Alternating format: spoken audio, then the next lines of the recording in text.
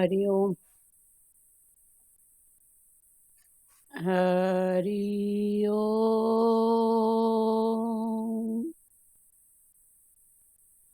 हरि ओम। ओम गुरु ब्रह्मा गुरु विष्णु गुरुदेव महेश्वरा गुरु साक्षात् परम ब्रह्म तस्मै श्री गुरुदेव नमः। अखंड मंडलाकारं व्याप्तं येन चराचरं तत्पदं दर्शितं येन तस्मै श्री गुरुदेव नमः। ओम ब्रह्मानंदं परम सुखदं केवलं ज्ञानमूर्ति द्वंद्वातीतं गगनसदृशं तत्त्वमस्यादिलक्ष्यम् एकं नित्यं विमलचलं सर्वादिसाक्षिभूतं भावातीतं त्रिगुणरहितं सद्गुरु तं नमामि। सद्गुरु तं नमामि। सद्गुरु तं नमामि। ध्यानमूलं गुरुमूर्ति पूजामूलं गुरुपदं मन्त्रमूलं गुरुवाक्यं मोक्षमूलं गुरुकृपा। मोक्षमूलं गुरुकृपा। मोक्षमूलं गुरुकृपा।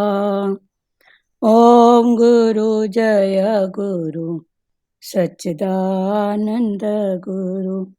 ॐ गुरु जय गुरु सच्चिदानंद गुरु। सच्चिदानंद गुरु आत्मानंद सत्य गुरु।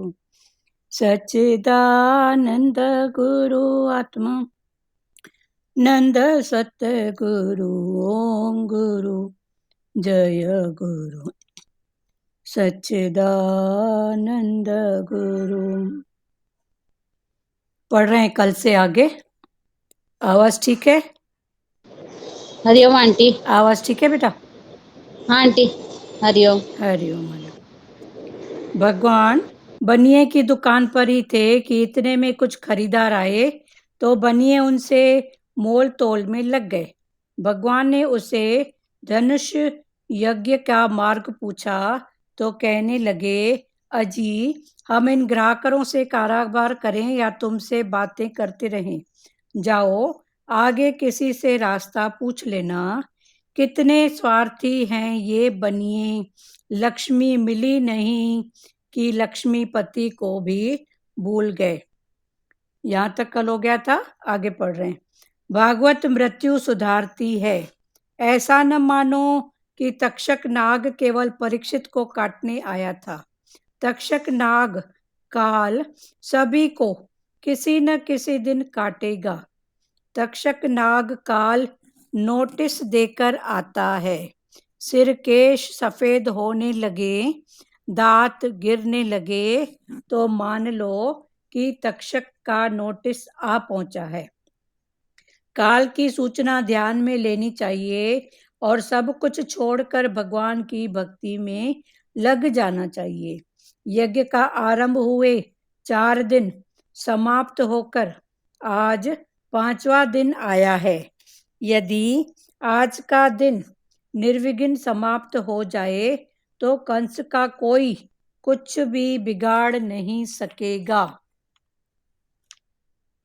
इधर धनुष यज्ञ का स्थान ढूंढते पूछते कृष्ण बलराम आ पहुंचे। कृष्ण ने धनुष उठाकर उसके टुकड़े टुकड़े कर दिए। उन्होंने कंस के सेवकों की भली भांति मरम्मत कर दी तो कुछ सेवकों ने भागकर राजा के पास आकर यज्ञ भंग का समाचार दिया। वे राजा से कहने लगे, अब तो तुम्हारा यज्ञ अपूर्ण ही रह गया। उन प्रतापी बालकों को राज्य दे दो और ईश्वर का भजन शुरू कर दो। तुमने कृष्ण के माता पिता को बंदी बनाकर पाप किया है। तुम दुष्ट हो। कंस आग बबूला हो गया। अरे मूर्खों, तुम्हें भान है भी क्या कि तुम क्या बक रहे हो? राजा मैं हूं, अपना राज्य मैं कभी किसी को नहीं दूंगा, समझे? सूर्यास्त हुआ तो दोनों भाई अपने मित्रों के साथ नंद बाबा के साथ लौट आए। नंद जी ने बालकों से सुबह कहा था, देखो ये हमारा गोकुल नहीं मथुरा है। शांति से सयाने होकर घूमना फिरना, कहीं उधम न मचाना। अब वे वापस आए तो नंद जी ने उनसे पूछा, क्या नगर देख आए? कहीं कुछ उधम तो नहीं मचाता है? कृष्ण जी नहीं, हमने तो कुछ भी नहीं किया। लोग मेरा परिचय पूछते थे तो बता देता था कि मैं नंद यशोदा का पुत्र हूँ। बाबा, मेरा परिचय पाते ही लोगों ने हमें ये अच्छे अच्छे कपड़े दिए और फूल माला पहनाई। बेचारे भोले नंद बाबा, उन्होंने पुत्र की बात सच मान ली। मैं इस नगरी के यादवों के साथ शुभ अशुभ प्रसंगों पर योग्य व्यवहार करता आया हूँ। ये मेरे मित्र से हैं, सो वे मेरे बच्चों को कुछ दें, यह अस्वाभाविक नहीं है। कन्हैया ने बार बार कहा, बाबा जी मैं तुम्हारा पुत्र हूँ, इसलिए ये सब कुछ हमें मिला है। श्री कृष्ण ने नंद जी की पुत्र भावना बनाए रखी। रात्रि के समय भोजन करने बैठे। वज्रवासी अपने साथ खाने पीने की बहुत सी सामग्री लाए थे। कृष्ण को यशोदा और अपनी गंगी या गाय याद आ रही थी। मेरे बिना मेरी माता और गंगी गाय की क्या दशा हुई होगी? कृष्ण का भोजन में दिल नहीं लगता है। दूसरे दिन प्रातः काल में राजसभा का आरंभ हुआ। कंस की मृत्यु निकट आ रही थी। उसने अपने मल्लचारुण मुष्टिक को कृष्ण बलराम को मार डालने की आज्ञा दी। किसी भी तरह उनसे कुश्ती करना और पछाड़ देना। नंद बाबा भी कृष्ण बलराम और अन्य गोप बालकों के साथ राजसभा में पधारे। कुवलया पीढ़ हाथी के उद्धार से ही कृष्ण का प्रवेश हुआ। रंगभूमि पर श्री कृष्ण पधारे। मल्लों के वे वज्र से, सामान्य पुरुषों को रत्नों से, स्त्रियों को मूर्तिमंत कामदेव से और गोपाल को स्वजन से, राजाओं को शासकों से, बालकों वृद्धों को बालक से, कंस को काल से, अज्ञानी को विराट से, योगियों को परम तत्व से और यादवों को परम देव से लगे। कृष्ण का दर्शन करके सभी लोगों ने अपने अपने भाव अनुसार रौद्र, अद्भुत, श्रृंगार, हास्य, वीर, वात्सल्य, भयानक, विभत्स्व, शांत तथा प्रेम भक्ति रस का अनुभव किया। जिस व्यक्ति की जैसी भावना थी उसी को उसी रूप में भगवान दिखाई दिए। जब रामचंद्र जी राजा जनक की सभा में पधारे थे तब भी वैसा ही हुआ था। जिनकी रही भावना जैसी, प्रभु मूरत देखी तिन तैसी। चाणूर और मुष्टिक तो मदिरा पान करके लड़ने के लिए तैयार ही बैठे हुए थे। श्री कृष्ण और बलराम राजसभा में पधारे तो उन मल्लों ने ललकारते हुए कहा, अरे बालकों आओ, हम कुश्ती करें। महाराज कुश्ती के बड़े शौकीन हैं। जो जीतेगा उसे महाराज इनाम देंगे। कृष्ण बोला, अच्छा, राजा को प्रसन्न करना कर्तव्य है, किंतु हम तो ठहरे बालक, हम कुश्ती कैसे करेंगे? मदिरा पान से उन्मत्त चारुण बोला, अरे तू बालक है ही नहीं, तू तो बड़ा हो गया है। तूने तो बड़े बड़े राक्षसों को मार डाला और उसने कृष्ण का हाथ पकड़कर घसीटने का प्रयत्न किया। कृष्ण बोला, यह तो अधर्म का युद्ध होगा। चारुण बोला, लड़ने में धर्म क्या और अधर्म क्या।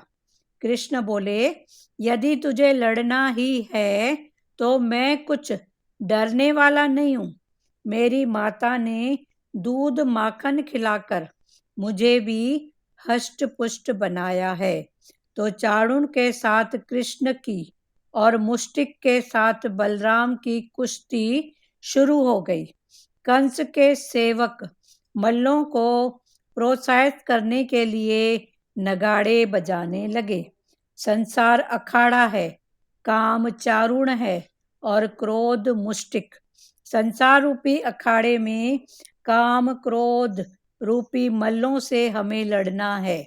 वे अनादि काल से जीवों को पछाड़ते आए हैं। यदि सावधानी से काम लोगे तो काम क्रोध को मार सकोगे, अन्यथा वे तुम्हें पछाड़ देंगे। मनुष्य का अवतार ही काम क्रोध पर विजय पाने के लिए है। कुश्ती शुरू हुई तो नंद बाबा घबराने लगे। ये मल्ल मेरे छोटे से बच्चों को मार डालेंगे। श्री कृष्ण तो परमात्मा हैं, किंतु नंद जी के लिए तो वे बालक ही थे। नंद बाबा ने आंखें मूंद कर नंदेश्वर महादेव की मिन्नत मानी, यदि आप मेरे कन्हैया बलराम की रक्षा करेंगे तो 11 मन लड्डू चढ़ाऊंगा। फिर उनको ध्यान आया कि कुश्ती के स्वामी तो हनुमान जी हैं, तो उन्होंने हनुमान जी की वैसी ही मिन्नत मानी, मेरे बालकों की रक्षा करना। जय जय जय हनुमान गोसाई, कृपा करो गुरुदेव की नाई। कन्हैया ने देखा कि पिताजी भयभीत होकर देवों की मिन्नत मान रहे हैं, तो उन्होंने शीघ्र से काम पूरा करना चाहा। इधर चारुण भी जान गया कि कन्हैया कोई सामान्य बालक नहीं, उसका काल ही है। यदि वह भागने की कोशिश करेगा तो कंस मार डालेगा। सो बेहतर है कि कृष्ण के हाथों ही अपनी जान जाए। असावधान हो को काम मार सकता है, सावधान को नहीं। श्री कृष्ण ने चारुण को मार डाला और बलराम ने मुष्टिक को।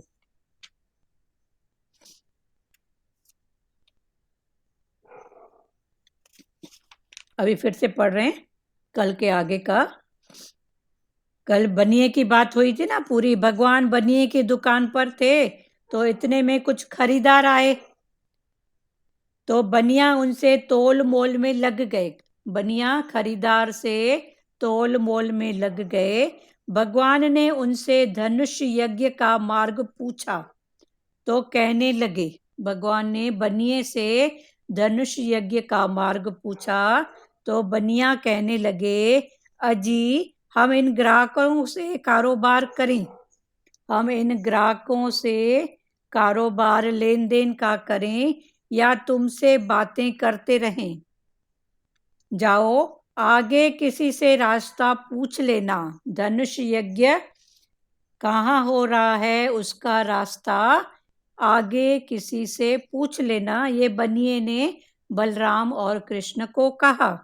कितने स्वार्थी हैं ये बनिए, लक्ष्मी मिली नहीं कि लक्ष्मीपति को भूल गए। जहां थोड़ी भी मान कीर्ति माया मिली नहीं कि भगवान को लक्ष्मीपति को मिल गए, भूल गए। भागवत मृत्यु सुधारती है। अभी आगे फिर चैप्टर चेंज हो रहा है। अभी प्रेजेंट में हम क्या पढ़ रहे हैं, भागवत। तो भगवान ने बोला भागवत मृत्यु सुधारती है। ऐसा न मानो कि तक्षक नाग केवल परीक्षित को काटने आया था। ये शुकदेव मुनि तक्षक नाग, ये जो भागवत कथा है ये राजा को सुना रहे हैं, परीक्षित राजा को। तो उसी की कथा है। तो भगवान बोल रहे हैं भागवत मृत्यु सुधारती है। ऐसा न मानो कि तक्षक नाग केवल परीक्षित को काटने आया था। तक्षक नाग काल सभी को किसी न किसी दिन काटेगा। तो ये तक्षक नाग मना काल, काल मना मृत्यु। शरीर के जो भी जीवन का आखिरी पल वो है शरीर की मृत्यु। तो शरीर की मृत्यु माना तक्षक नाग, खाली परीक्षित के लिए नहीं था। तक्षक नाग भागवत मृत्यु सुधारती है। ऐसा न मानो कि तक्षक नाग केवल परीक्षित को काटने आया था। ऐसा नहीं समझो कि तक्षक नाग खाली परीक्षित राजा को ही काटने आया था। तक्षक नाग काल सभी को किसी न किसी दिन काटेगा। तो ये भागवत 8 दिन का, 8 दिन में पूरा हुआ था। तो 8 दिन माना सोमवार से लेके इतवार तक, ये 8 दिन, फिर ही 8वां दिन सोमवार। माना इस दिन, इन 7 दिन के अंदर, 8 दिन के अंदर सबकी मृत्यु निश्चित है। किसी के लिए सोमवार, मंगलवार, बुधवार, समथिंग जो भी बोलो। तक्षक नाग काल नोटिस देकर आता है। फिर भगवान ने बोला कि वो आता है, ऐसे नहीं आता है कि कभी भी अचानक। संसार की भाषा में भले हम बोलते हैं कि बस मौत आके खड़ी, तो भगवान ने बोला नहीं, वो कभी भी ऐसे नहीं आता है, वो नोटिस देकर आता है। एक वो दृष्टांत है ना कि एक वकील थे, तो वो अचानक ऊपर गए भगवान के पास। तो उसने भगवान से, उसका काम था बहस करना। कोर्ट कचहरी में क्या होता है, बहस ही तो होती है। तो वो भगवान से बहस करने लगा कि तू कैसा जज है जो बिना नोटिस के हमको बुला लिया। संसारी जज भी होता है, संसार में जो जज की कुर्सी पे होता है वो भी किसी को बुलाता है तो उसको नोटिस भेजता है, 1 2 3, उसके बाद फिर उसको कुछ भी करता है। तो तू कैसा जज है। उसने भगवान से कंप्लेन की कि मेरे को कोई भी नोटिस नहीं भेजा और मेरे को बुला लिया। तो ये वही दृष्टांत दूसरे भाव में है। तो भगवान बोल रहे हैं तक्षक नाग काल नोटिस देकर आता है। सिर केश सफेद होने लगे, दांत गिरने लगे, तो मान लो कि तक्षक का नोटिस आ पहुंचा है। तब भगवान जी ने भी उस वकील को ये ही आंसर दिया कि ये मेरा पहला नोटिस था। जब सिर के जो बाल सफेद होने लगे और दांत गिरने लगे तो समझो ये भगवान का पहला नोटिस है कि अब तेरे जल्दी से अपना काम समेट और मेरे पास आ जा, भक्ति में लग जा, मेरे भाव में आ जा। काल की सूचना ध्यान में लेनी चाहिए और सब कुछ छोड़कर भगवान की भक्ति में लग जाना चाहिए। तो इधर तो एक नोटिस की बात है, पर उस जज ने जब बोला, वकील ने भगवान को, तो भगवान ने बोला मैंने 3 नोटिस भेजा था। तेरे सिर के बाल सफेद हुए, पहला नोटिस, दांत गिरे, आंखों में कमजोरी आई, ये दूसरा नोटिस, फिर तेरे को भूलने की बीमारी लगी, तेरे हाथ पैर ऐसे वीक हो गए, बुढ़ापा आया, ये मेरा तीसरा नोटिस। हो रहा है क्लियर? हाँ आंटी, इसमें भजन में है ना, सफेद बाल और गिरते दांत, चमड़ी लटकी जाती है। हाँ, आगे। हो जाओ तैयार, जल्दी से स्टेशन पर गाड़ी आती है, राम हाँ नाम की टिकट कटा लो, हाँ एक आती एक जाती है। हाँ, बहुत प्यारा भजन है। हाँ, यही है ना भाव, तो वही ना ये सब। तक्षक नाग काल नोटिस लेकर आता है। सिर के सफेद होने लगे, दांत गिरने लगे, तो मान लो कि तक्षक का नोटिस आ पहुंचा है। काल की सूचना ध्यान में लेनी चाहिए और सब कुछ छोड़कर भगवान की भक्ति में लग जाना चाहिए। यज्ञ का आरंभ हुए 4 दिन समाप्त होकर आज 5वां दिन आया है। तो उधर यज्ञ, धनुष यज्ञ स्टार्ट हो गया था, तो आज 4 दिन पूरे हो गए, निर्विघ्न 4 दिन पूरे हुए यज्ञ को। तो आज था 5वां दिन। तो यदि आज का दिन निर्विघ्न समाप्त हो जाए तो कंस का कोई कुछ भी बिगाड़ नहीं सकेगा। तो आज था 5वां दिन, तो 5वां दिन भी अगर यज्ञ का निर्विघ्न समाप्त हो जाता, तो कंस की जीत पक्की थी। इधर धनुष यज्ञ का स्थान ढूंढते पूछते बलराम आ पहुंचे। तो इधर 5वां दिन था, कंस की जीत का आज 5वां दिन था। 4 दिन बिना निर्विघ्न के सब कुछ हो गया, आज 5वां दिन था। अगर आज का दिन भी शांति से बीत जाता बिना किसी विघ्न के, तो कंस की जीत पक्की। पर आज 5वां दिन था, तो इधर कृष्ण और बलराम दोनों पहुंचे। इधर धनुष यज्ञ का स्थान ढूंढते पूछते बलराम और कृष्ण आ पहुंचे। कृष्ण ने धनुष उठाकर उसके टुकड़े टुकड़े कर दिए। धनुष यज्ञ का कुछ ऐसा होगा कि धनुष रखा होगा, तो कृष्ण ने आके क्या किया, उस धनुष यज्ञ के टुकड़े टुकड़े कर दिए।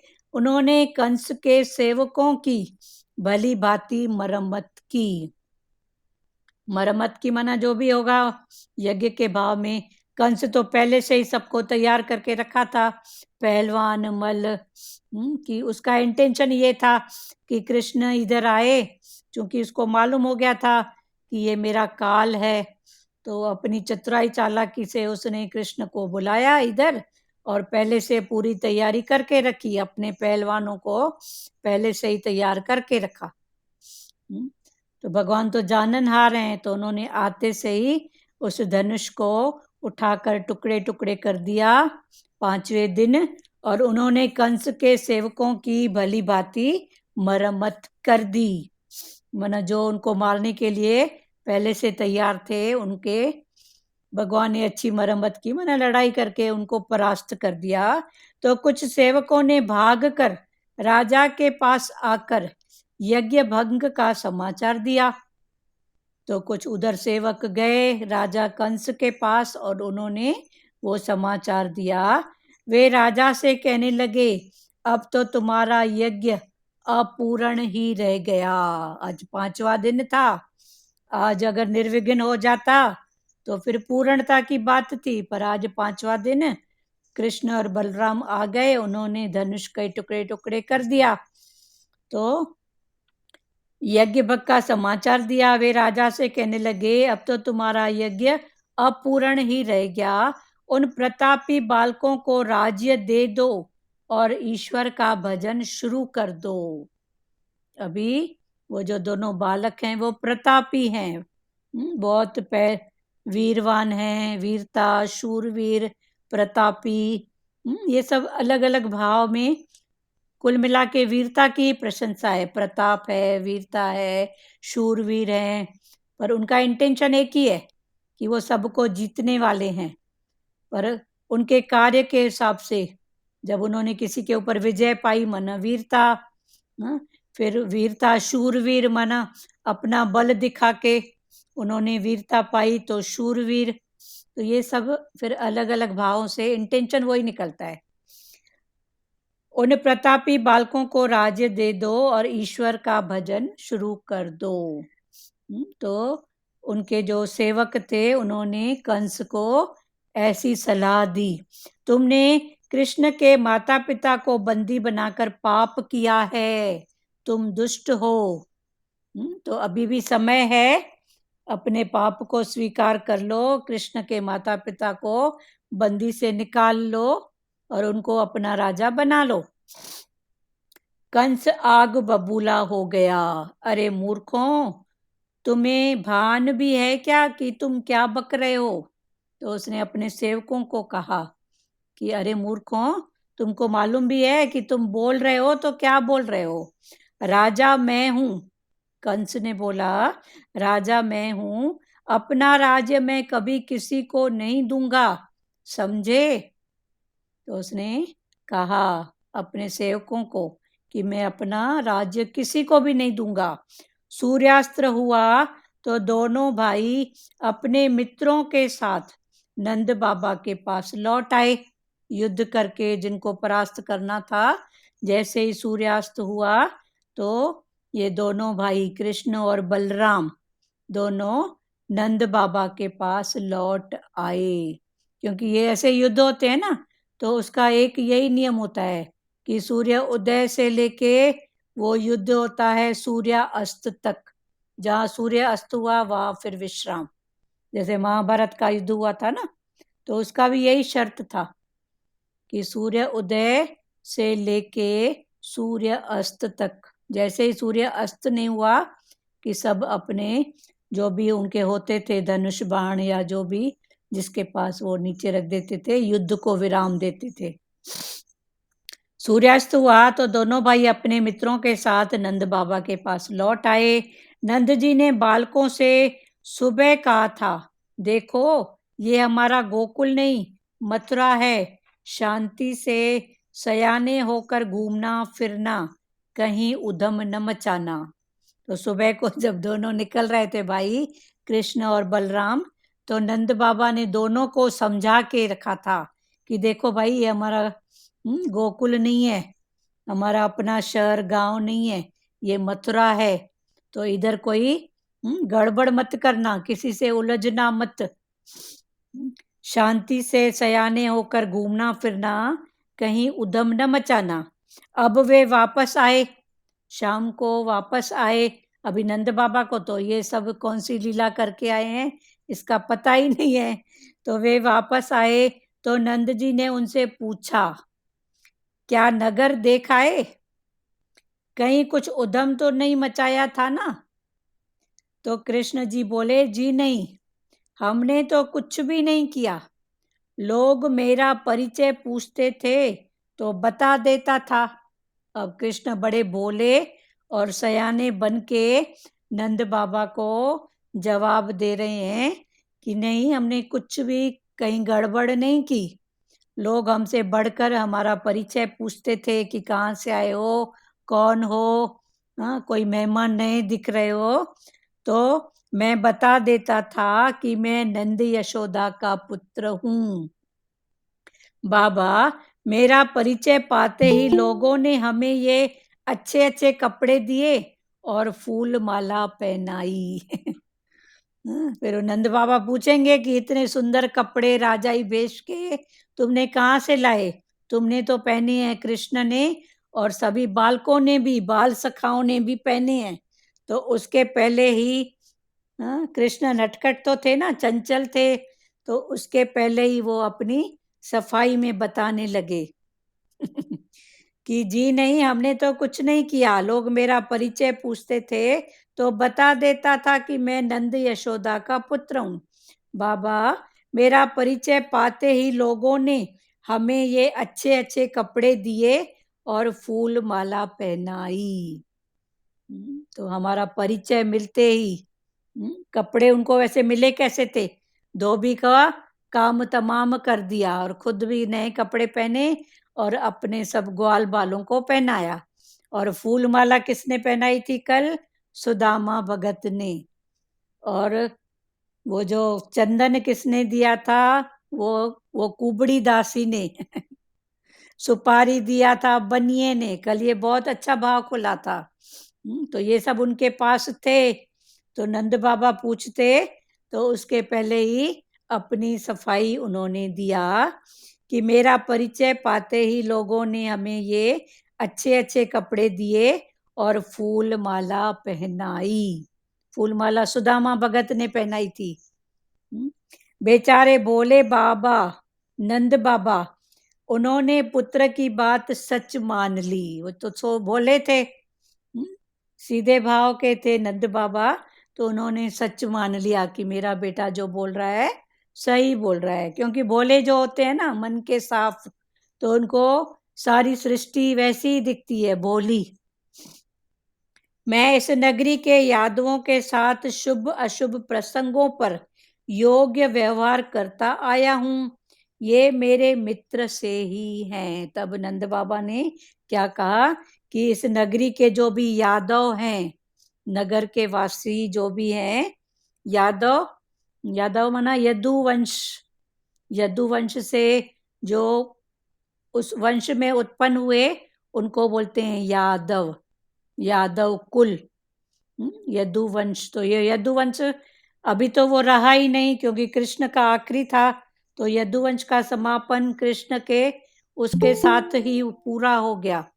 पर ये जो ग्वाल बाल आज भी जो गायों का काम करते हैं, गाय चराना, गायों को पालना, वो अपने आप को यदुवंश के समझते हैं कि हम कृष्ण के भगत हैं। एक्चुअल में वो वंश की बात अगर करो तो ये वंश कृष्ण के साथ ही समाप्त हो गया था। पर आज भी वो जो गाय चराने का काम करते हैं वो अपने आप को ऐसा मानते हैं। मैं इस नगरी के यादवों के साथ शुभ अशुभ प्रसंगों पर योग्य व्यवहार करता आया हूँ। ये मेरे मित्र से हैं। ये नंद बाबा ने कहा कि मैं इनके साथ जो भी योग्य व्यवहार होता था मैं करता था, ये मेरे मित्र के जैसे हैं। तो उन्होंने मेरा नाम सुना कि ये नंद बाबा का बेटा कृष्ण और बलराम, तो तुमको गिफ्ट दे दिया, कपड़े फूल माला, तो ठीक है, कोई बात नहीं। तो ये मेरे मित्र से हैं, सो वे मेरे बच्चों को कुछ दे, ये अस्वाभाविक नहीं है। तो उन्होंने अगर मेरे बच्चों को कुछ दिया तो क्या बात है, बस स्वाभाविक है ना। मैं किसी का करूंगा तो कोई मेरे बच्चों का करेगा। तो नंद बाबा सीधे थे, बोले थे, तो उन्होंने ऐसा थॉट लाया। कन्हैया ने बार बार कहा, बाबा जी मैं तुम्हारा पुत्र हूँ, इसीलिए ये सब कुछ हमें मिला है। अब कन्हैया तो नंद बाबा के मन की बात जानने वाले, तो उन्होंने फिर अपने पिता नंद बाबा को कहा कि मैं तुम्हारा पुत्र हूँ, इसलिए ये सब हमको मिले हैं। नए वस्त्र मिले हैं, फूल मालाएं मिली हैं, चंदन का लेप मिला है। श्री कृष्ण ने नंद जी की पुत्र भावना बनाए रखी। जैसे नंद बाबा को कृष्ण के प्रति पुत्र का भाव था, तो भगवान ने भी उसकी भावना को डोलायमान नहीं होने दिया। रात्रि के समय भोजन करने बैठे, फिर आ गई रात, तो रात्रि के समय सब लोग भोजन करने बैठे। वज्रवासी अपने साथ खाने पीने की बहुत सी सामग्री लाए थे। यशोदा माता ने खाने पीने की बहुत सारी सामग्री बलराम को, कृष्ण को, ग्वाल बालों को दे दी थी। तो वो लाए थे। कृष्ण को यशोदा और गंगी गाय याद आ रही है। तो रात को सोते समय जब वो भोजन खाने के लिए सामग्री को निकाले, तो भगवान कृष्ण को माता यशोदा और गंगी उनकी गाय थी, गंगी गाय के साथ वो बहुत लीला करते थे। तो कृष्ण भगवान को यशोदा और गंगी गाय याद आ रही है। क्या याद आ रही है कि मेरे बिना मेरी माता और गंगी गाय की क्या दशा हुई होगी। माता भी मेरे को भोजन खिला के फिर खुद खाती थी। हाँ, कितने भाव से माँ की याद आती है। और गंगी माता गाय भी ऐसी ही थी, जब तक कृष्ण का वो दर्शन नहीं करती थी तब तक वो पानी भी नहीं पीती थी। फिर भगवान के बचपन की बात, तो गंगी माता की पूंछ पकड़ कर ही भगवान खड़े होना सीखे थे। उसको पकड़ के ही भगवान थोड़ा चलना सीखे थे। तो ये गंगी गाय की महत्ता है। इसका भी कोई पहले का ऐसा गाय का पुरुषार्थ रहा होगा जो आज गाय के रूप में है, पर वो भगवान के साकार दर्शन उसने किया और भगवान का उसको इतना प्यार और साथ मिला। तो भगवान यशोदा माता और गंगी इन दोनों को भोजन करते समय याद कर रहे हैं कि उनकी क्या दशा हुई होगी। कृष्ण का भोजन मैं दिल नहीं लगता है। तो भगवान कृष्ण का भोजन खाने में करने में मन नहीं लगता है, दिल नहीं लगता है, क्योंकि उनको बार बार यशोदा माता की और गंगी गाय की याद आ रही है। दूसरे दिन प्रातः काल में राज्यसभा का आरंभ हुआ। अब दूसरा दिन सुबह हुई तो कंस की राज्यसभा में आरंभ हुआ राज्यकाल का जो भी। तो कंस की मृत्यु निकट आ रही थी। 4 दिन तो निर्विघ्न यज्ञ हुआ। 5वें दिन अगर निर्विघ्न होता तो कंस की जीत पक्की थी। पर 5वें दिन कृष्ण और बलराम पहुंच गए और उन्होंने धनुष के टुकड़े टुकड़े कर दिए। तो 5वां दिन माना जब टुकड़े टुकड़े हो गए तो उस अभी कंस का जो युद्ध है उसमें कंस की मृत्यु या उसका जो भी भाव है अंतकाल का वो निकट आ रहा है। तो दूसरे दिन प्रातः काल में राज्यसभा का आरंभ हुआ। कंस की मृत्यु निकट आ रही है। उसने अपने मल्ल चारुण मुष्टिक को कृष्ण बलराम को मार डालने की आज्ञा दी। कृष्ण ने कृष्ण को मारने के लिए कंस ने ये 2 पहले से ही मल्ल या पहलवान करके रखे थे कि उन बालकों का काम तमाम कर देना। तो एक था मल्ल, मल्ल माना पहलवान, तो एक पहलवान था चारुण और दूसरा था मुष्टिक। ये दोनों के नाम थे चारुण और मुष्टिक। ये दोनों कौन थे? पहलवान, जो कंस ने पहले से ही उनको ये सब समझाया था कि तुम्हारा इंटेंशन क्या है, कृष्ण को मारना, जान से मारना। क्योंकि कंस को डर था ना, नारद जी ने उनको बताया था कि कृष्ण ही तेरा काल है। तो उसने अपने मल्ल चारुण मुष्टिक को और कृष्ण बलराम को मार डालने की आज्ञा दी। किसी भी तरह उनसे कुश्ती करना और पछाड़ देना। आज्ञा क्या दी? कि किसी भी तरह, चाहे कौन सी भी तरह, युद्ध के नियम नहीं नियम जो भी है, कैसे भी करके उन दोनों को कुश्ती में पछाड़ देना। किसको? कृष्ण को और बलराम को। ऐसा कंस ने अपने मल्लों को, पहलवानों को आज्ञा दी। नंद बाबा भी कृष्ण बलराम और अन्य गोप बालकों के साथ राजसभा में पधारे। इधर से नंद बाबा और कृष्ण बलराम और बाकी जो गोप बाल सब थे उनके साथ वहां पहुंचे। कुवल्या पिंड हाथी के उद्धार से ही कृष्ण का प्रवेश हुआ। तो ये कुवल्या पीड़ हाथी, इनके उद्धार सामने ये पड़ा, एक बहुत मस्ताना हाथी। तो भगवान ने हाथी का भी काम तमाम कर दिया या उसको बेहोश कर दिया। फिर जब वो हाथी मना मस्ताना हाथी पहले ही वहां पर दरवाजे पे खड़ा करा कि जैसे ही इनकी एंट्री होएगी कृष्ण की तो वो हाथी पहले ही उनको ऐसे बेहाल कर देगा। तो भगवान ने हाथी का भी काम तमाम कर दिया या जो भी उसका शायद आगे फिर विस्तार होएगा।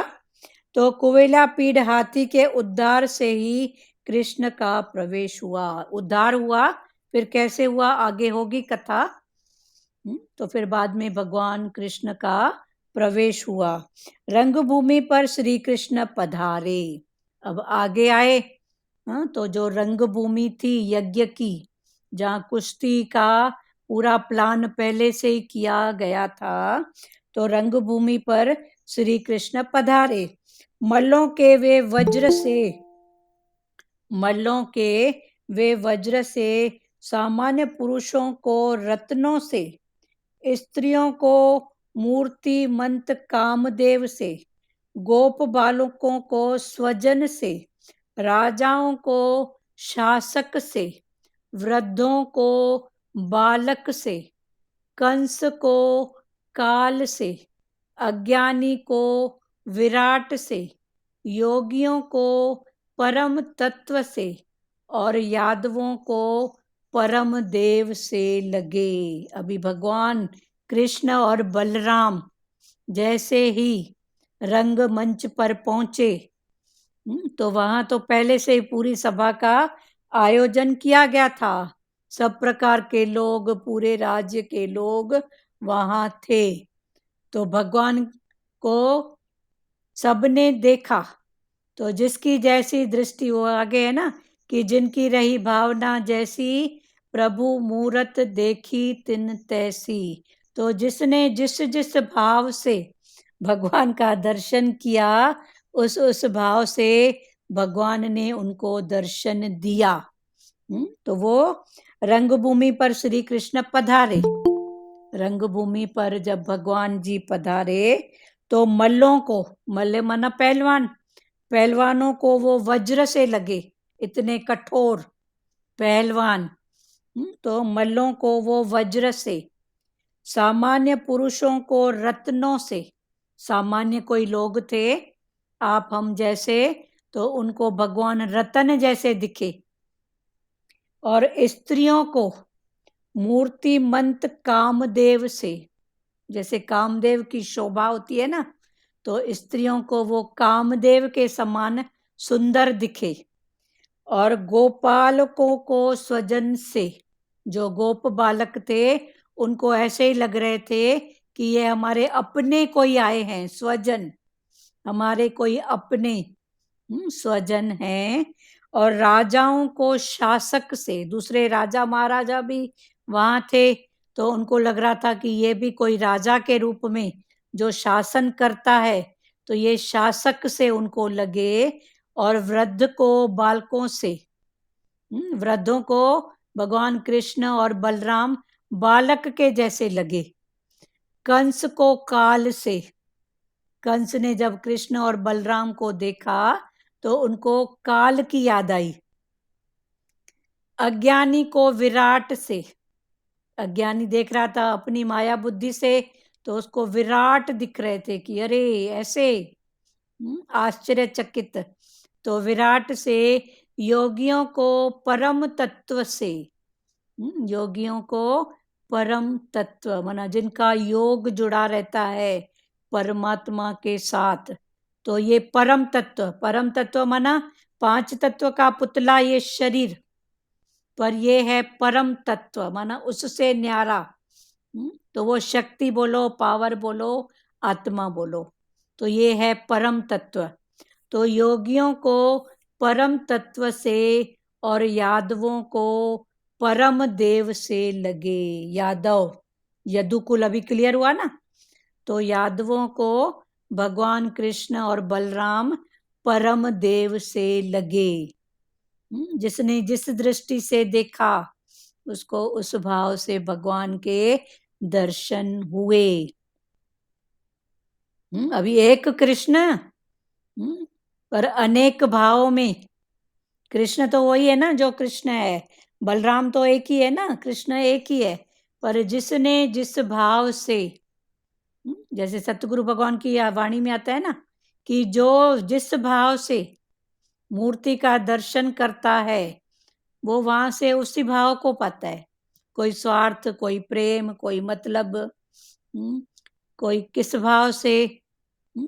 तो आगे भगवान ने बोला है, कृष्ण का दर्शन करके सभी लोगों ने अपने अपने भाव अनुसार रौद्र, अद्भुत, श्रृंगार्य, हास्य, वीर, वात्सल्य, भयानक, विभत्स्य, शांत तथा प्रेम भक्ति रस का अनुभव किया। तो ये इतने जो भी है ना, ये सब भाव हैं। जिस व्यक्ति की जैसी भावना थी उसी को उसी रूप में भगवान दिखाई दिए, जिसकी जैसी भावना थी। जब रामचंद्र जी राजा जनक की सभा में पधारे थे तब भी वैसा ही हुआ था। जब रामचंद्र जी राजा जनक, जब सीता का स्वयंवर था तो जब रामचंद्र जी राजा जनक की सभा में पधारे थे स्वयंवर के समय, तब भी सबका ऐसा ही भाव था। वहाँ नगरवासी थे, साधारण थे, राज परिवार के कई लोग थे, कई राजाएं थी। तो जिसने जिस भाव से राम का दर्शन किया था या सोचा था, उसको वैसा ही भगवान ने दर्शन दिया। जिनकी रही भावना जैसी, प्रभु मूरत देखी तिन तैसी। जिसकी जैसी जैसी भावना, जिस जिस भावना से उन्होंने भगवान को देखा, तो वैसे उस भावना से भगवान ने उनको दर्शन दिया। आता है ना रामायण में, जाकी रही भावना जैसी, प्रभु मूरत देखी तिन तैसी। ये रामायण का ही चौपाई है एक। अभी ये भाव, तो ये अनेक प्रकार के भाव हैं। तो कृष्ण का दर्शन करके सभी लोग ने अपने अपने भाव अनुसार, तो पहला भाव है रौद्र। रौद्र शिव, शिव का रूप कौन सा है? रौद्र रूप, माना क्रोध। तो किसी ने भगवान को क्रोध के भाव में ही देखा, जैसे कंस ने देखा होगा कि ये तो मेरा काल है, तो उसको रौद्र भाव से कंस ने देखा। तो ये भी एक भाव है, कौन सा? रौद्र। और दूसरा है अद्भुत।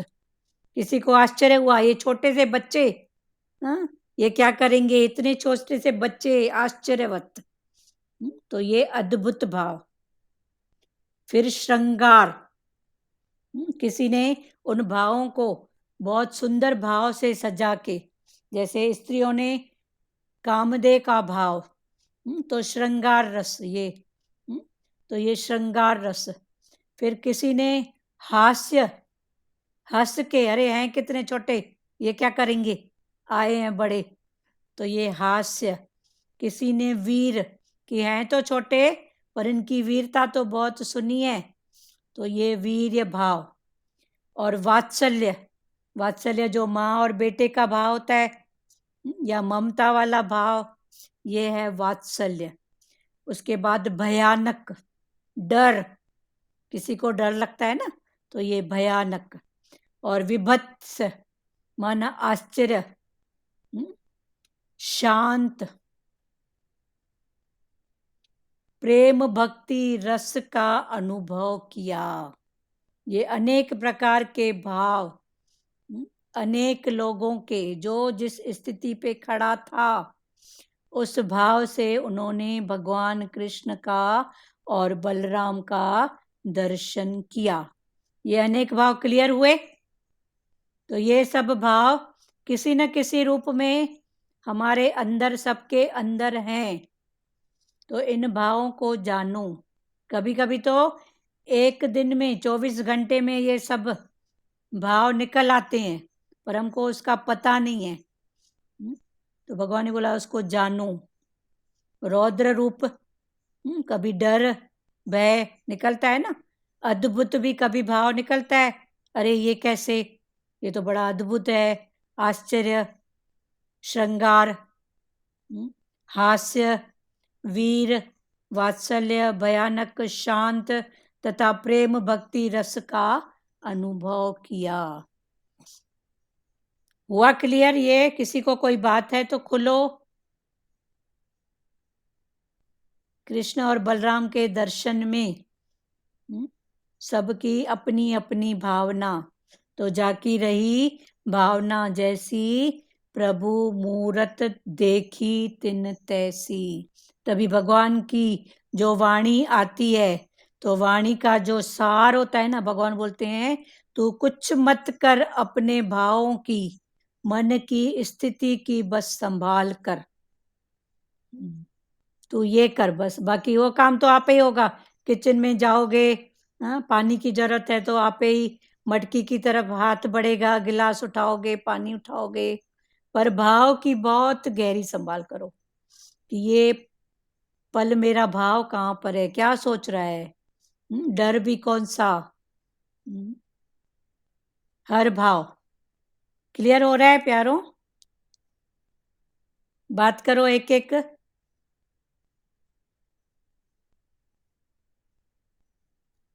चाणूर और मुष्टिक तो मदिरा पान करके लड़ने के लिए तैयार बैठे हुए थे। अभी ये जो कंस के दो पहलवान थे, एक चारुण और दूसरा मुष्टिक, ये दोनों मदिरा पान करके, कुछ नशा करके, नशे में मालूम नहीं पड़ता है ना, और काम हो जाता है, तो ये मदिरा पान करके लड़ने को तैयार बैठे थे, पहले से इतनी तैयारी करके। श्री कृष्ण और बलराम राजसभा में पधारे तो उन मल्लों ने ललकारते हुए कहा, क्या कहा? अरे बालकों, आओ हम कुश्ती करें। आओ हम दोनों, आप और हम, बलराम और कृष्ण, और इधर दो मल्ल थे, चारुण और मुष्टिक, तो उन्होंने कहा कि आओ मेरे साथ लड़ाई करो, कुश्ती करो। महाराज कुश्ती के बड़े शौकीन हैं। कंस राजा महाराज कुश्ती के बड़े शौकीन हैं, जो जीतेगा उसे महाराज इनाम देंगे। तो जो भी जीतेगा तो उसको कंस राजा महाराजा इनाम देंगे। कृष्ण बोला, अच्छा, राजा को प्रसन्न करना कर्तव्य है। कृष्ण ने बड़े शांत भाव से बोला, अच्छा, राजा को खुश करना ये हमारा कर्तव्य है, किंतु हम तो ठहरे बालक, हम तो दोनों बालक हैं और आप बड़े मल्ल पहलवान, हम कुश्ती कैसे करेंगे? तो मदिरा पान से उन्मत्त चारुण बोला, तो वो तो पहले से मदिरा पान करके बैठा था, और पहले से उन्मत्त था, लड़ने के लिए पहले से ही तैयार, उत्सुक था, उन्मत्त से। अरे तू बालक है ही नहीं, तू बालक नहीं है, तू तो बड़ा हो गया है, तू तो बड़े बड़े राक्षसों को मार डाला है, और उसने कृष्ण का हाथ पकड़कर घसीटने का प्रयत्न किया। तो कृष्ण बोला, ये तो अधर्म का युद्ध होगा, कि हमारी इच्छा है ही नहीं तो हमको जबरदस्ती युद्ध करा रहे हो, तो ये धर्म की बात नहीं है, अधर्म, तो ये युद्ध होगा तो अधर्म का युद्ध होगा। चारुण बोले, लड़ने में धर्म क्या है और अधर्म क्या है? तब चारुण ने क्या बोला कि लड़ाई करने में, लड़ने में धर्म और अधर्म ये सब बातें नहीं है। कृष्ण बोले, यदि तुझे लड़ना ही है तो मैं कुछ डरने वाला नहीं हूं। ठीक है, तू लड़ने पर आतुर हो गया है तो मैं तेरे से डरने वाला नहीं हूं। मेरी माता ने दूध माखन खिलाकर मुझे भी हष्ट पुष्ट बनाया है। मेरी यशोदा माता ने दूध और माखन खिलाकर मुझे भी हष्ट पुष्ट बनाया है। तो चारुण के साथ कृष्ण की और मुष्टिक के साथ बलराम की कुश्ती शुरू हो गई। तो चारुण पहलवान के साथ कृष्ण और मुष्टिक जो पहलवान था उसके साथ बलराम। तो चारुण और मुष्टिक एक तरफ और कृष्ण और बलराम दूसरी तरफ, उन दोनों का युद्ध चालू हुआ। पर भगवान कर्तापन में कभी नहीं आते हैं, तो भगवान शांति से गए, कर्तापन में नहीं आए। पर कर्तापन में कौन आया? दोनों पहलवान उसका हाथ पकड़कर खींचते, तो भगवान ने बोला, मैं तो कर्तापन में आता नहीं हूं, पर तुमने इधर खींचा ही है तो आ जाओ। तभी भगवान कर्तापन में कभी नहीं आते हैं कि मैंने किया, वो सब कुछ करते हुए भी इतने न्यारे प्यारे हैं। कंस के सेवक मल्लों को प्रोत्साहित करने के लिए नगाड़े बजाने लगे। तो कंस के जो सेवक थे वो अपने मल्लों को, पहलवानों को प्रोत्साहित करने के लिए नगाड़े या चिल्लाना जो भी है वो अपना काम करने लगे, जैसे हमारे ये दोनों जो हैं मल्ल, इनका उत्साह बना रहे। तो ये नगाड़े बजाने लगे, संसार अखाड़ा है। अच्छा, क्लियर हुआ यहाँ तक? फिर थोड़ा चैप्टर चेंज हो रहा है इसको समझाने के भाव में। किसी को बात करना है?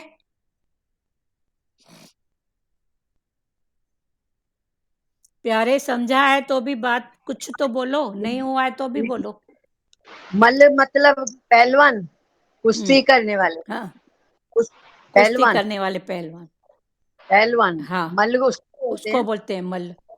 अच्छा, मल, पहलवान मल जो कुश्ती भगवान करते। तो भगवान तो कर्तापन में नहीं ना, वो तो अकर्ता है भगवान तो। भगवान तो हमको भी बोलते हैं करते हुए भी अकर्ता बन जाओ। हाँ, करते हुए भी अकर्ता, कि भगवान तेरी प्रेरणा। पर हाँ, कर्तापन करके तो बीच में तो कभी जाओ ही मत, मना बन के। नहीं। कर्तापन मना हम लोग बन के कितनी बात करते हैं कि मैं हाँ, बड़ी, मैं छोटी, मेरे से नहीं पूछा, पर मेरे को समझ में आ गई ना बात, तो कर्तापन में आके हम बीच में जल्दी कूद पड़ते हैं। और भावना कोई देखे, हर बात में भावना देखे, हमारी भावना क्या है। हाँ, सही बोला ना, बात, सही संकल्प बात। में सृष्टि है। हाँ, जैसी तेरी भावना होगी वही तुमको दिखेगा, हाँ, वैसा ही दिखेगा ना। हाँ, जाकी रही भावना जैसी, प्रभु मूरत देखी तिन तैसी। हाँ, भारती माता आप कुछ बोल रहे हैं? भावना और स्थिति को देखे। हम्म, हाँ, सही बात। हाँ, भारती। एक बात और पूछना था आपसे। हाँ, बोलिए। ये परमात्मा का नाम कामधेनु कैसे पड़ा? कामधेनु। अब कामधेनु एक गाय का नाम है, तो वो कामधेनु गाय की एक विशेषता ये थी कि जब, मतलब वो बाल्टियां भर के दूध नहीं देती थी, पर जब जरूरत होती थी तब उनसे दूध दूह लेते थे। ये जो गाय थी, वो जब समुद्र मंथन हुआ था, ये पहले हो गई है कथा, तो उसमें वो कामधेनु गौ निकली थी। तो वो देवताओं के पक्ष में गई थी कामधेनु गौ, तो उसका नाम कामधेनु गौ माना। फिर जब उसकी जब जरूरत होती थी ना देवताओं को, तो वो थोड़ा अपना दूध निकाल लेते थे, जरूरत का दूध। तो भगवान भी कामधेनु है ना, कामना के पूर्ति, जब जिसकी जो बात होती है वो पूरी करते हैं, अकर्ता भाव में आके बैठ जाते हैं। तो भगवान भी वो कामधेनु। एक साथ बोलोगे तो इतना नहीं देंगे, पर जो जिस भाव से भगवान का करता है, तो भगवान कामधेनु है। और कामधेनु गैयों को चराने वाला, तो भी कामधेनु। ये उस भाव में बोलो कामधेनु माना कामधेनु गाय थी, तो उसकी ये विशेषता थी, तो भगवान की भी यही विशेषता है। हुआ क्लियर? कामना की पूर्ति करने वाला कामधेनु। तो धेनु का मतलब एक धनार भी होता है। धनार माना गौएं चराने वाला। जैसे सिंधियों में बोलते हैं ना, हमारी कास्ट में, हाँ, कि इतनी बेटियां हैं, तो कई बोलते हैं बेटियों को गाय का भाव, कि इतनी गाय है तो एक तो धनार होए, एक तो धेनु होए, माना बहनों के लिए एक भाई जरूरी है। तो धेनु माना धनार। तो काम धेनु, धेनु माना धनार, धनार चराने माना वाला, हाँ चराने वाला गाय बोलो उस चराने रूप वाला। में। और ऐसे हमारे सिंधियों में का बोलते हैं कि गायों को चराने वाला, या भाइयों का, बहनों का एक भाई धेनु। भाई हो गए। हाँ, वो उसको बोलते हैं। एक तो धनार जरूरी है, तो कई अर्थों में ऐसा होता है। क्लियर हुआ सचदेवा?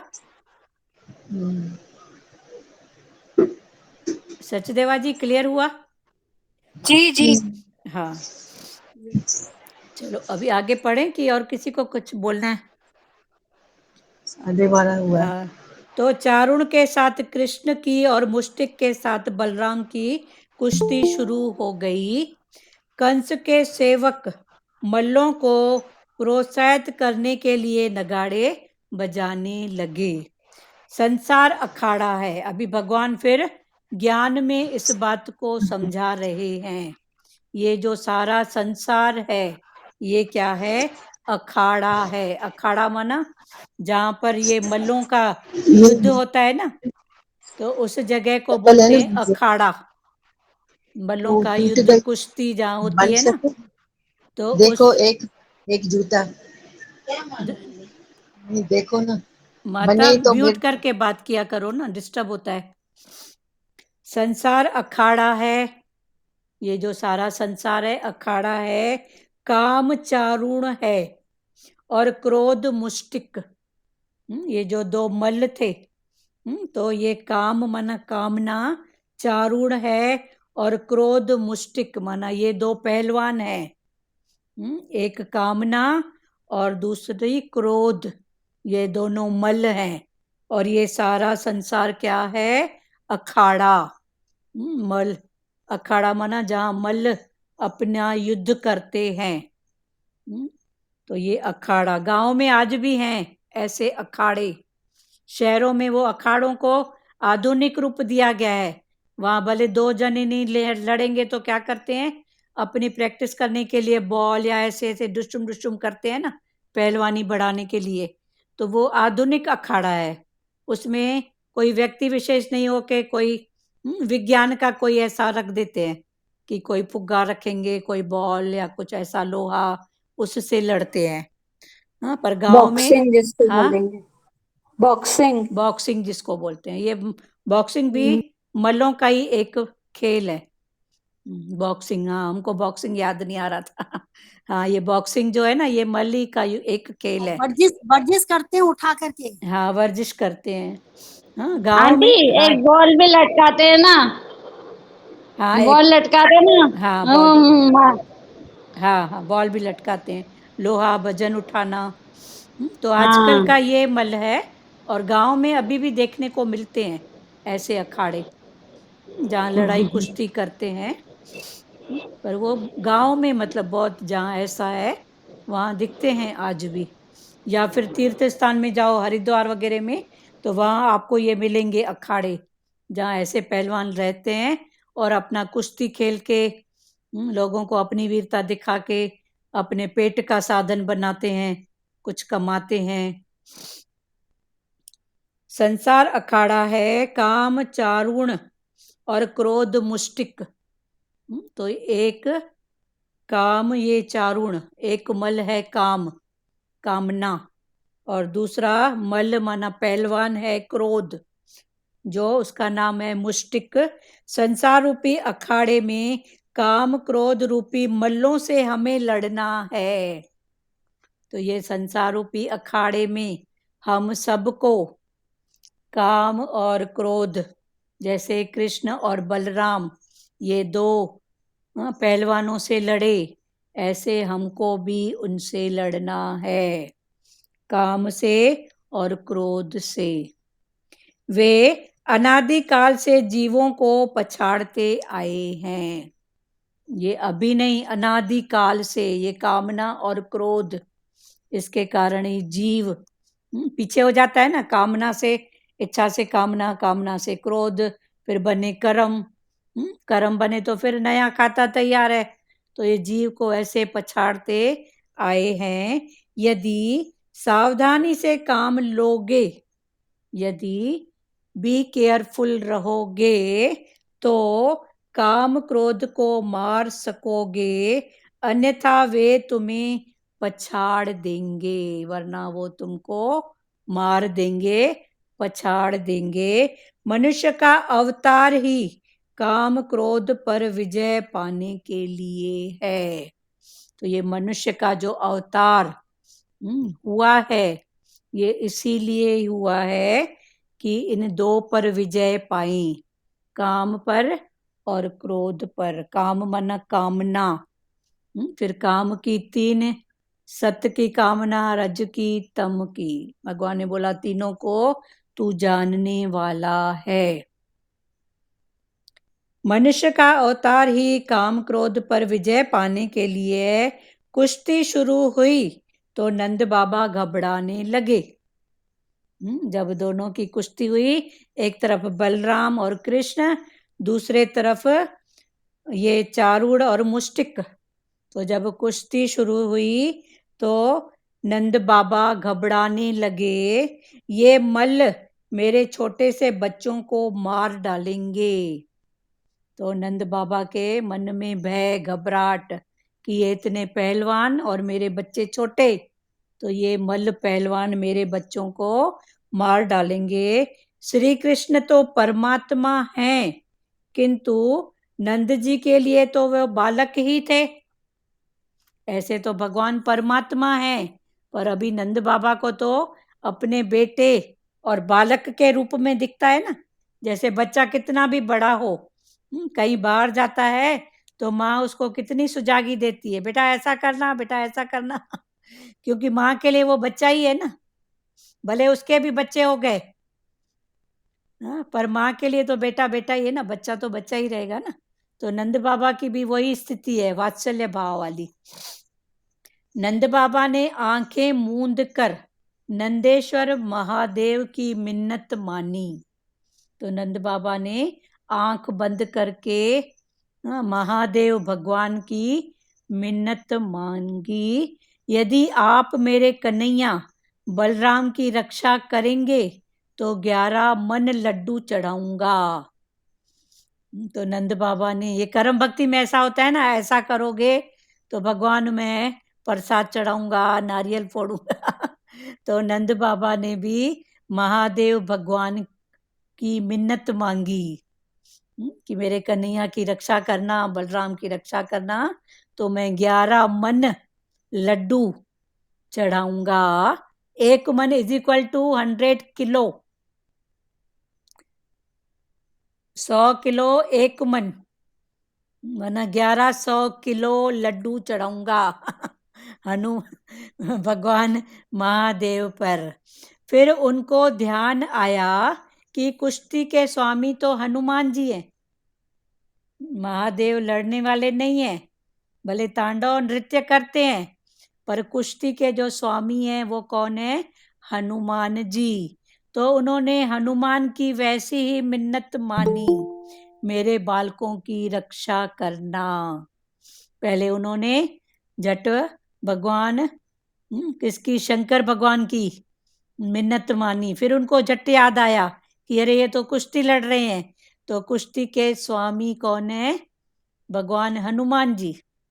तो उन्होंने हनुमान से फिर दूसरी मिन्नत मांगी कि हनुमान देवता आप इनको पहलवानी देना, इनको जिताना, इनकी रक्षा करना, तो मैं 11 मन लड्डू चढ़ाऊंगा।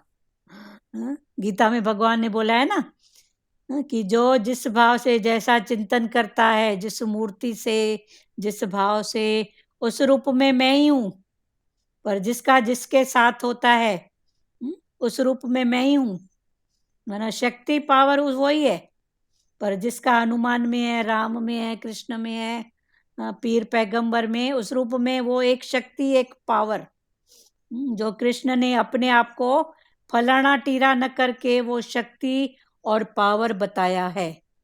मैं आद से हूं, था, रहूंगा, मैं ही हूं, मैं ही था, मैं रहूंगा, माना वो शक्ति और वो पावर। फिर उनको ध्यान आया कि कुश्ती के स्वामी तो हनुमान है, तो उन्होंने हनुमान की वैसी ही मिन्नत मांगी, मेरे बालकों की रक्षा करना।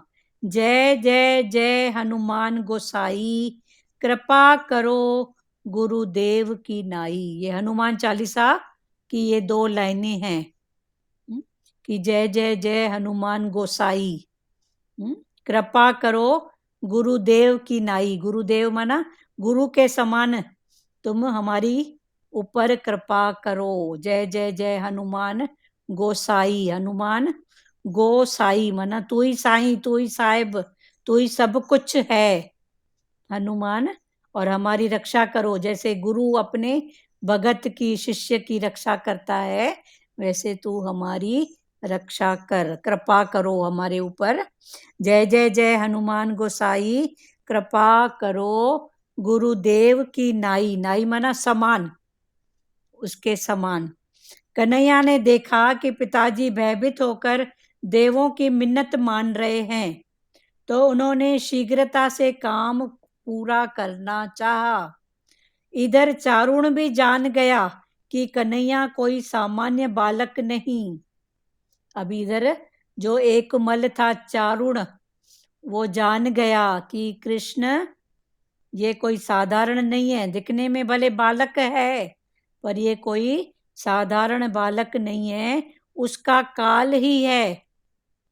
यदि वह भागने की कोशिश करेगा तो कंस मार डालेगा।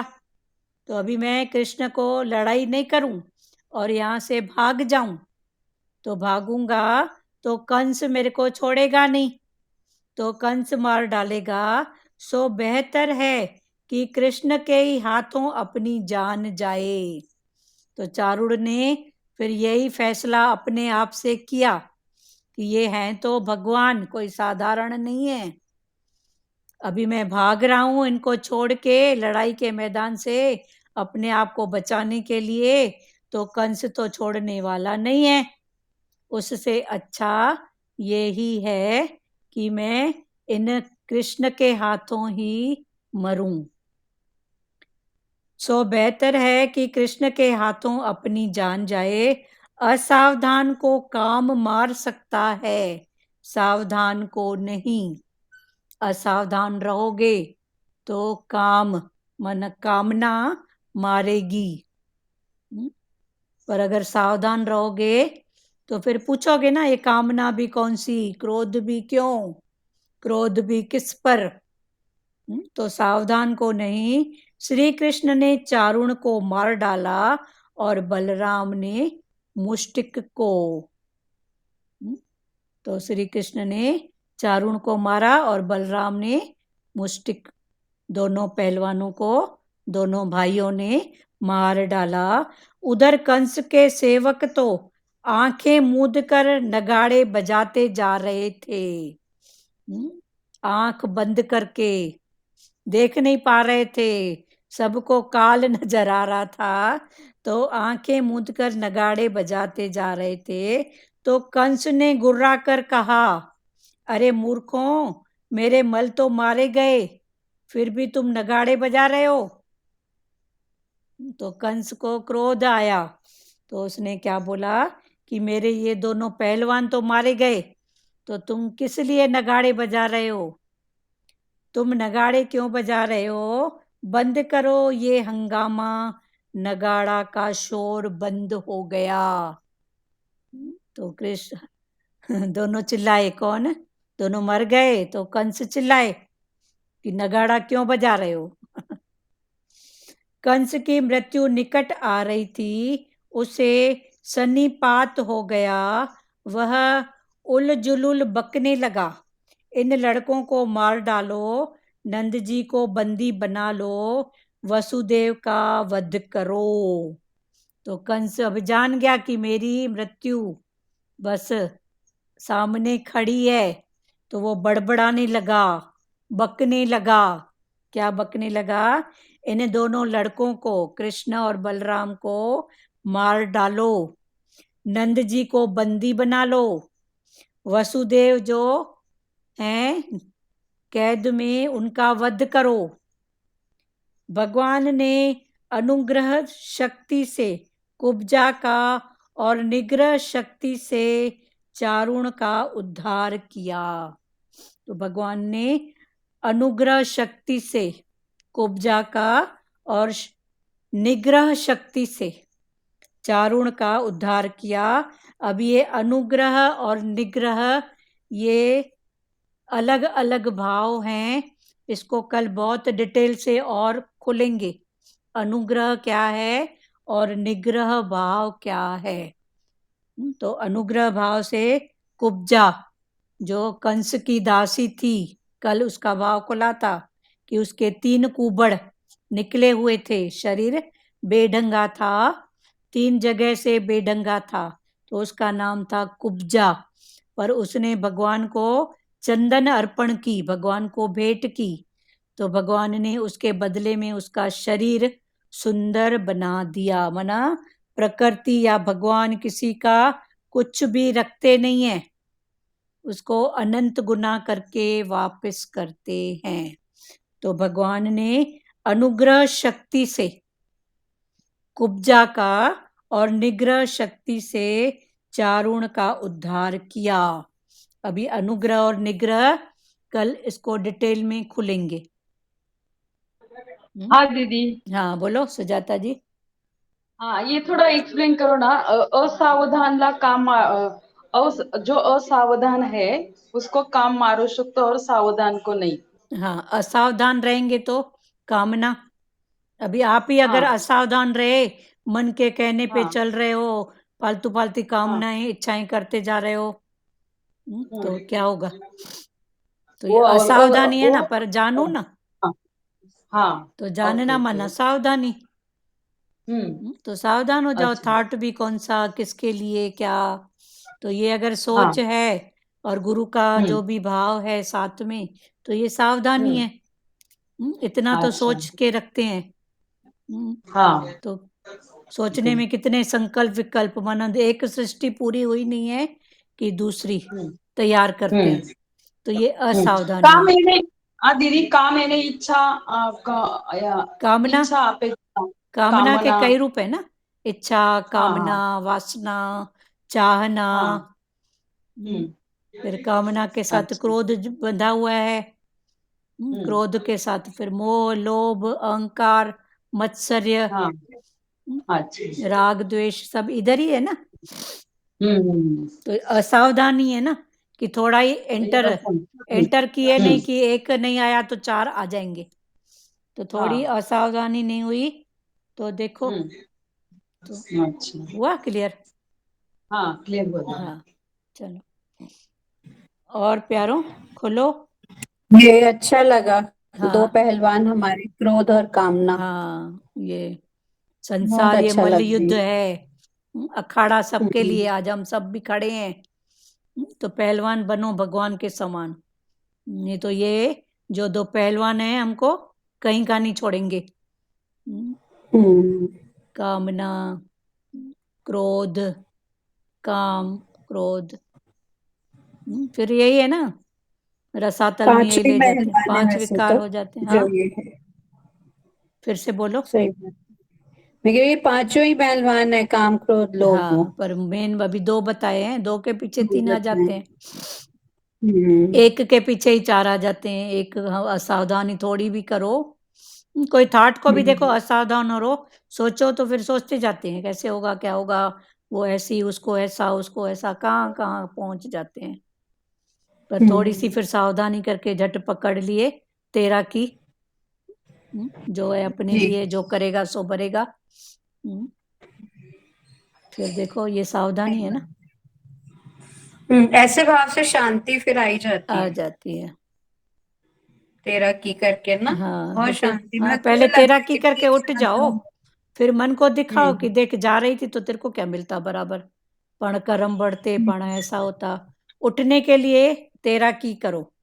फिर तैराकी करके उठोगे तो उठ जाओगे, पर फिर जा सकते हो।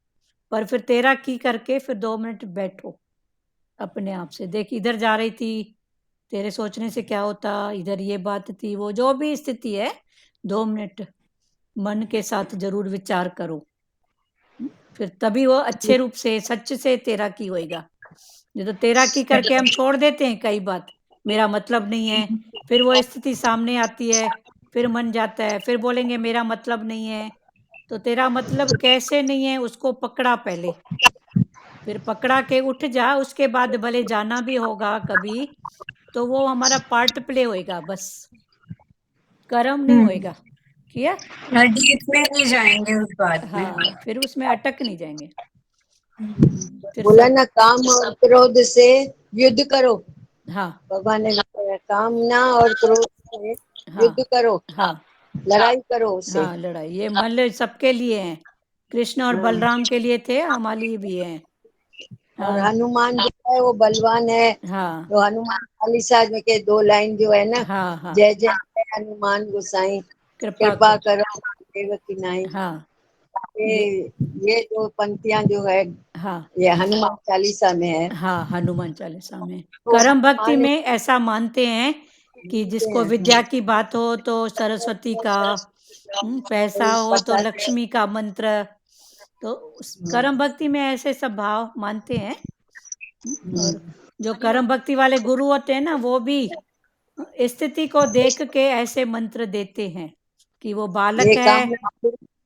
कामना पूरी होए तो प्रसाद चढ़ाएंगे, इतना हाँ नारियल चढ़ाएंगे। हाँ हाँ तो ये कर्म भक्ति में है ना ये हाँ, ये सब। सब कर्म भक्ति में। और जो कर्म भक्ति के होते हैं ना गुरु, तो वो देख के फिर ऐसे मंत्र देते हैं कि बच्चा पढ़ने वाला है तो उसको सरस्वती का मंत्र देंगे। हाँ, किसी को पैसे की जरूरत है, पैसे का भाव है तो लक्ष्मी का मंत्र। किसी को नारायण का। कि किसी को अपने उद्धार की बात होती है, योग की, तो ओम नमो नारायण। मीरा जी आप बोलिए, कुछ बोल रहे हैं। हरिओम। हाँ, हरिओम। हरिओम। ऐसा और लगता है कि मन बुद्धि चित्त और अहंकार, हाँ इनको हम वो अखाड़े से हमको प्रेम भक्ति और भाव से पार करना है इस भवसागर से। हाँ, प्रेम भक्ति और भाव से, सही बात है ना। हाँ, पार करना है तो हम इस भवसागर से वो युद्ध करके इन सबके साथ में भवसागर से पार हो जाएंगे। हाँ हाँ, सही बात है। भगवान की और प्रेम भगवान ने भक्ति बताया में। ना, जैसी बनी भावना जिसकी प्रभु मूरत देखी थी, तो हम जैसी भावना रखते हैं उसी भाव से भगवान हमको दिखाई देते हैं, या हमारी भावना के प्रति हमको प्रकट होते हैं। हाँ, हमारी भावना के भाव से ही भगवान अपना दर्शन देते हैं। तो अभी भगवान बोलते हैं अपने भाव को रखो ना, वो जो है सो है। हाँ, भाव का भूखा हूँ बोलता है ना, वो भाव का भूखा हूँ मैं, भाव ही एक सार है। हाँ, भाव से प्रभु को भजो तो जग से बेड़ा पार है। सही बात है, भाव की बात है। बहुत पहले की बात है, जब हम पहली बार हरिद्वार गए थे, तो हमारे जी। दोनों प्यारियां छोटी थी, आपस में बच्चे हैं बहनें हैं, तो थोड़ा आपस में छुटपुट होती रहती थी। तो हमारे दिमाग में वही भाव थे, छोड़ के आए थे तो ऐसे सोच रहे थे कि पता नहीं वो प्यारियां कैसे छोड़ के तो आए हैं, लड़ रही होंगी क्या। तो हम फिर ऑटो में पहुंचे हरि विश्राम जाने के लिए, सत्संग के लिए। तो ऑटो में एक माता बैठी थी, उसकी दो बेटियां थी, तो वो बहुत दोनों बेटियां शांति में बैठी थी। और हम इधर बच्चों के थॉट में, तो हमारे मन में ऐसा आया कि ये दोनों बेटियां कितनी शांत हैं, इसकी दोनों साथ साथ बैठी हैं, भगवान की मूरत, शांत भाव। और मेरी प्यारियां तो देखो 5 मिनट भी साथ में नहीं बैठ पाती हैं। ये ऐसा भाव इधर आया नहीं कि वो दोनों प्यारियां थी ना, जो इतनी देर से शांत थी, दोनों एक दूसरे को धक्का देना चालू की, तू हट ऑटो में। फिर उसके बाद हम सत्संग में आए तो यही वाणी चली कि जिसकी जैसी भावना होती है ना, उसको भगवान वैसा दर्शन देते हैं। तो भगवान ने पहले उस पर पहुंच गए ना। पहुंच गए। तो भगवान ने पहले वो लीला दिखाई, फिर हम सोच रहे थे अभी तो इतना शांत बैठी थी, अभी इनका लड़ाई झगड़ा चालू हो गया। फिर सत्संग में आए तो सतगुरु भगवान की वाणी भी वही चली कि जैसी तुम्हारी भावना होगी ना, वैसा वैसा मैं दर्शन देता हूँ। तो उसके बाद तो ये वाणी इतनी पक्की हो गई कि सही बात है, अपने वाइब्रेशन फटाफट से पहुंच जाते हैं। वही भगवान बोलते हैं ना, भाव चल के जाते हैं, दिखते नहीं है, पर पहुंचते हैं। वो दिखते हैं अभी ज्ञान के भाव में, पहले तो नहीं दिखते थे पर अभी दिखते हैं। इसीलिए भगवान बोलते हैं ना, सबके प्रति अच्छी भावना रखो। हाँ, शुद्ध भाव, भगवान भाव, शुद्ध भावना हो। हाँ हाँ। दीदी भजन बोले क्या? हाँ, आप बोलो, भले एक एक वचन बोलो प्यारो। आंटी मैं बोल रही हूँ। प्यारे एक एक वचन बोलो आज, पहले जिनको बोलना है पहले बोलो। भजन बोलूं? किसी को वचन नहीं बोलना है? अभी दुरु माता भी बोल रहे हैं भजन, तो ऐसे करो, 4 लाइन आप बोलो, 4 लाइन दुरु माता बोलेगी। बोलो आप एकता। हो जाओ तैयार की गाड़ी स्टेशन पर आती है, राम नाम की टिकट कटा लो, एक आती एक जाती है।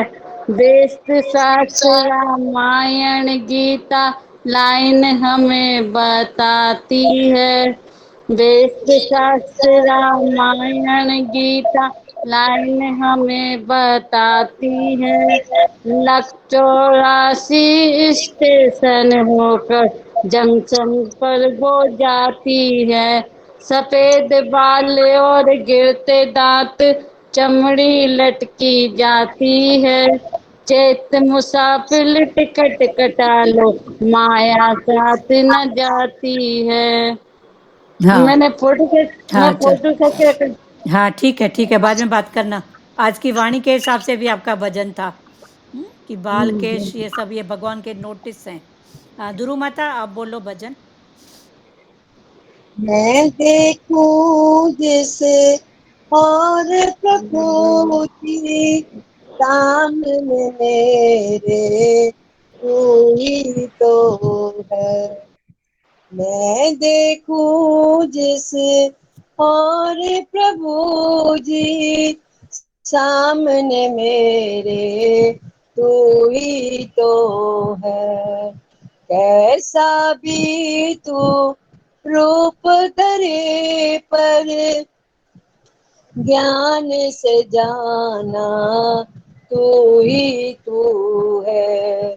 कैसा भी तू रूप धरे पर ज्ञान से जाना, तू ही तू है। ज्ञान ने ऐसी ज्योत जलाई, आशा तृष्णा गई मिटी जुदाई। दुख हो चाहे सुख हो भगवन सामने मेरे, तू ही तू है। दुख हो चाहे सुख हो भगवन सामने मेरे, तू ही तू है। मैं देखूं जिस और प्रभु जी सामने मेरे, तू ही तू है। ज्ञान ने मन में ऐसी धुनी रमाई, नाम रूप की उतरी ताई। ज्ञान ने मन में ऐसी धुनी रमाई, नाम रूप की उतरी काई। काई जो उतरी तो मन निर्मल हुआ है, अब तो मन प्रभु तू ही तू है। काई जो उतरी तो मन निर्मल हुआ है, अब वो मन प्रभु तू ही तू है। मैं देखूं जिस और प्रभु।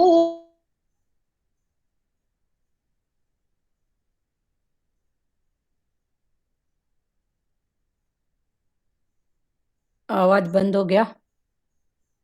अपनाया सतगुरु ने मुझे अपना बनाया, अपना बना के सब वेद मिटाया। बोले जो मैं हूँ सो तू ही तू है। अपना बना के सब वेद मिटाया, बोले जो मैं हूँ सो तू ही तू है। सतगुरु ने ऐसा विवेक जगाया, मैं मेरे का सब वेद मिटाया। जो मैं चाहूं जगत को देखूं, जगत में दिखता तू ही तू है। जो मैं चाहूं जगत को देखूं, जगत में दिखता तू ही तू है। मैं देखूं जैसे और प्रभु जी सामने मेरे, तू ही तू है। कैसा भी तू रूप धरे पर ज्ञान से जान तू ही तू है।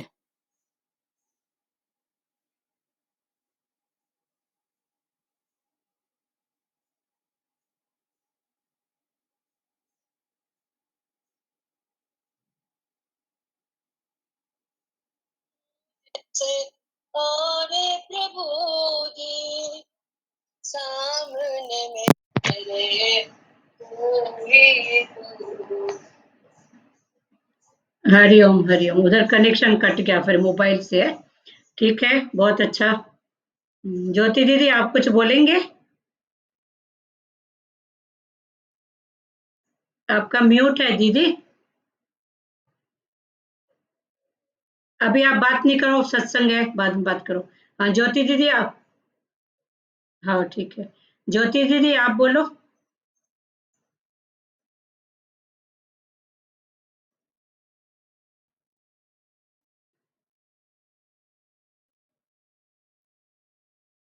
विजय प्राप्त, सही बात है। हाँ सही बात, प्रभु कृपा से। देखो, हाँ तू ही तू है। बस उसी को ही रखो, ये तू ही तू है। मैं जिस ओर देखूं। हम्म। हाँ हाँ, पर ये तो भावना में तू ही बस कर रही है भाई, जो भी है तू ही है। हाँ चलो बहुत अच्छा। श्री कृष्ण गोविंद हरे मुरारी, हे नाथ नारायण वासुदेवा। श्री कृष्ण गोविंद हरे मुरारी, हे नाथ नारायण वासुदेवा। मात पिता गुरु सखा हमारा।